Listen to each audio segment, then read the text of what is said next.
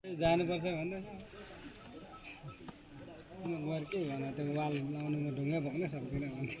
विराट चोकीहरू आएन होला, आउँदैन होला, यतैकोले गर्ने भन्ने थियो। कहाँको काम चाहिँ जुवाई यस्तो हुन्छ क्या, काम छ, मेन कुरो काम मिस्त्रीले त्यो डिसिजन चालीको नि काम छ त्यहाँ। अब इन्जिन उनीहरूले भन्छ, मिस्त्रीले भनेको मान्दैन कि। विशालले भनेको बिम पसौँ भनेको अलिकति हटिन्थ्यो नि त तलैबाट। त्यो वाल लाउँदा तल भत्किने अझ दाजु यहाँ बिम पस्नुपर्छ भनेको नि त। पर्वतले कहाँदेखि बिचरा गुराँसको बिरुवाले रोपेको थियो सबै लग्यो होइन। पर्वतले गोप्थेर मान्छे गोप्थ्यो नै भनेको मैले सिधै भनिदिन्छु। त्यत्रो सेयर भयो आफ्नो डिसिजन हुनुपर्छ नि त। यसरी गर्दैछ भन्नुपर्छ नि। अब प्रतापले हुन्छ भने हुन्छ हुँदैन। मैले त्यो लास्टमा तान्नु लाउँछ यता के गर्छ, म त कहाँ गएर भयो त्यस्तोमा चाहिँ जान्नु। अब बिग्रेपछि त्यो टालेर हुन्छ। अब सोलिङलाई अहिलेको रात होस् जतिखेर होस् टाइम हुन्छ नि एउटा काम गरे भने। त्यो तल भिरमा चाहिँ लाउनु मागेको तल भिर त वाल उठिरहेछ, पड्किरहेछ। कामको चाहिँ क्या जस्तै अब तलबाट पड्किरहेछ, वाल भत्किरहेछ। टाइममा यति गर्दा सकिन्छ भनेर मिस्त्रीले थाहा हुन्छ नि त। अब परैसम्म लाउँछ ढलाइ गर्दाखेरि पुरै सक्नु अनि त्यो यति सक्नुपर्छ भने जबरजस्ती मिस्त्रीले जसो पनि सक्ने हो नि त। मलाई हामी चाहिँ अनि त्यो पारा चाहिँ चल्दैन।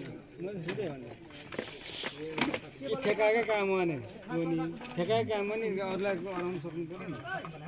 गाह्रो हुन्छ नि रोजमा त गएर हुन त आफ्नै मान्छे आफ्नै साथीहरू भनेर खट्नु त यसै खट्यो तर बनेको टाइममा हुने।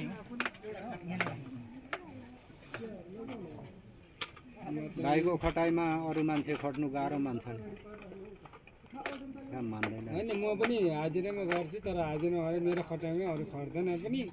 म पनि अरूको खटाइ फेरि म खट्नु सक्दैन, त्यस्तो हुँदैन।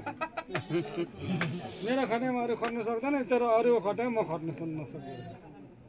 त्यो पोहोर त्यहाँ खेरवाली साइला त्यहाँ भागी हिँड्नुको कारण नै त्यही हो। साथीले त यत्रो ढुङ्गा पल्टाइराख्यो, अर्को फेरि अर्को काबु नै त्यो भनेको मिस्त्री ढुङ्गा उचाल्न सघाउने म के साह्रो बल्दी थियो पलाएको नि। त्यस्तो होइन नि, पुरा गर्दै जानु भएको घाइटे मात्रै पारिराख्छ, कहिले यता कहिले उता। हैरान उसको त त्यही हो। हाम्रो गजी नरे दुईजनाले उठाउनु पर्ने कुनै ढुङ्गा पर्छ अरे जाली, अरू ल्याएर एकजनाले नसक्दा अब गजी दुईजनाले उठाउँ भन्यो भने नसुने जस्तो गर्छ अरे। यसो देब्रा पल्लो चाहिँ पुगिराखेको हुन्छ अरे। यस्तो मान्छे त गाडा गुडु नराम्रो डल्ला डुली चाहिँ अब त्यो यस्तो हुँदो रहेछ क्या दाजु। ढुङ्गाको वाल लगाउनेर थाहा हुन्छ। जस्तै मान्छेलाई छोरी मान्छेलाई ब्याउने कहिले पो थाहा पाउँछ, नभए के थाहा पाउँछ भन्छ नि। हुन त ब्याउने हामीले पो थाहा पाउँछ हो। तपाईँ ढुङ्गाको वाल लाउनु तपाईँलाई थाहा छ, म ढुङ्गाको वाल लाउँछु, उहाँ भतिलाई थाहा, दाजुलाई थाहा हुँदैन, उनीहरूलाई थाहा हुँदैन नि त। अनि यो चाहिँ छुट्टो भन्दाखेरि त्यही चिज अगाडि ल्याइदिन्छ कि। अनि त्यो भएपछि गाह्रो हुन्छ। अरू होइन, त्यो साइलाले ढुङ्गा लगाइराखेको ढुङ्गाहरू चाहिँ मुनि खोलेर मिलाउनु नै गाह्रो।